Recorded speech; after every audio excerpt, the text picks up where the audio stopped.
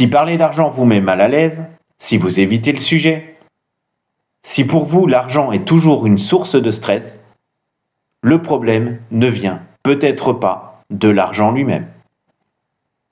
Dans cette vidéo, nous allons parler d'un sujet souvent mal compris et très peu abordé, qui est notre rapport à l'argent.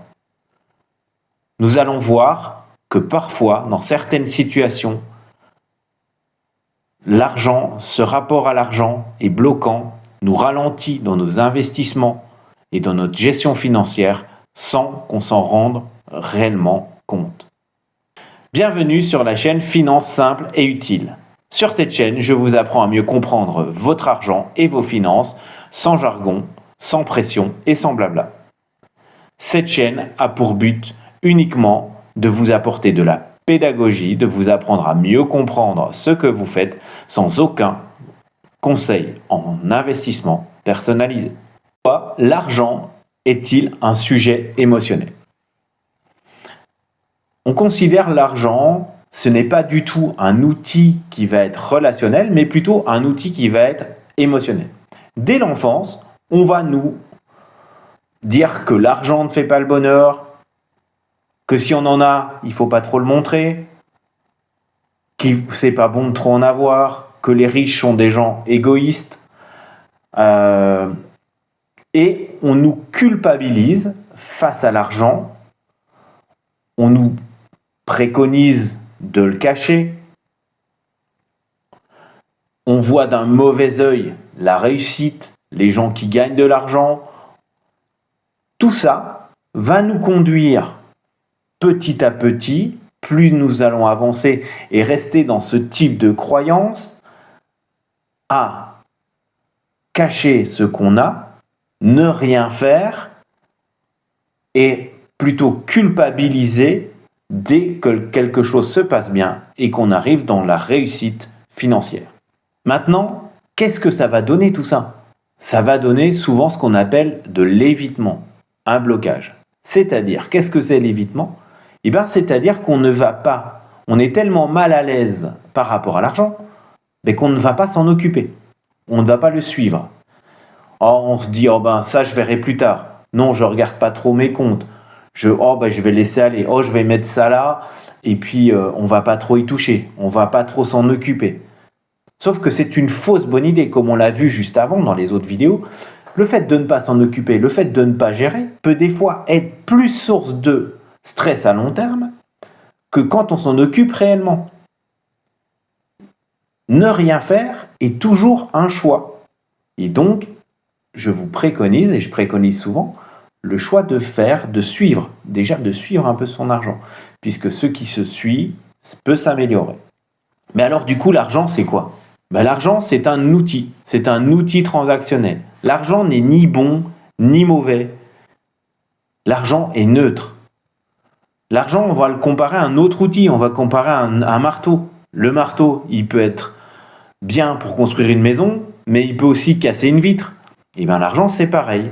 Si vous avez des bonnes intentions, vous utilisez votre argent pour de bonnes raisons, faire des dons, aider les gens, des choses comme ça, et bien vous allez avoir de l'argent qui va vous sembler plutôt positif. Alors que si vous utilisez votre argent pour des choses plutôt négatives, ben c'est vous qui allez apporter ce sentiment-là à votre argent.